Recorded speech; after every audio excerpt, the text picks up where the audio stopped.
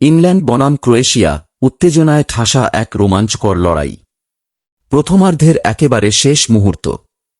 Ivan পেরিসিচের assist থেকে ক্রোয়েশিয়ার পেতার মুসার গোলে ২-২ সমতায় শেষ হয় প্রথমার্ধের তীব্র লড়াই। শুরুতে ম্যাচটি ছিল স্নায়ুচাপের চরম পরীক্ষা। খেলার মাত্র ৯ মিনিটের মাথায় পেনাল্টি থেকে হ্যারি কেইন গোল করে ইংল্যান্ডকে এগিয়ে নিলেও ক্রোয়েশিয়া ম্যাচে ফেরে মার্টিন বাচুরিনার দূরপাল্লার এক দুর্দান্ত শটে। দ্বিতীয়ার্ধের শুরুতেই ইংল্যান্ডের ঝটিকা আক্রমণ। ৪৭ মিনিটে এলিয়ট অ্যান্ডারসনের নিখুঁত পাস থেকে জুড বেলিংহামের গোলে লিড নেয় ইংল্যান্ড।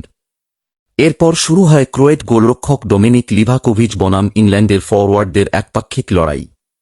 ৫৬ মিনিটে তিনি যেভাবে পরপর ৩টি অবিশ্বাস্য সেভ করেছেন তা ছিল সত্যিই প্রশংসনীয়। তবে ম্যাচে নাটকীয়তার তখনও বাকি ছিল। বদলি হিসেবে নামা মার্কাস রাশফোর্ড ৮৫ মিনিটে বুকায়ো সাকার বাড়ানো বলে গোল করে ইংল্যান্ডের জয় নিশ্চিত করেন। ৪-২ গোলের এই রোমাঞ্চকর জয় ইংল্যান্ডের গভীর বেঞ্চ স্ট্রেংথ এবং শক্তিশালী অ্যাটাকিং লাইনআপের প্রমাণ দিল।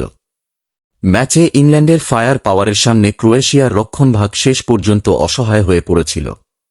এখন প্রশ্ন এটাই, এই ইংল্যান্ডকে আটকানোর মতো ট্যাকটিক্স কি আসলেই অন্য কোনো দলের হাতে আছে?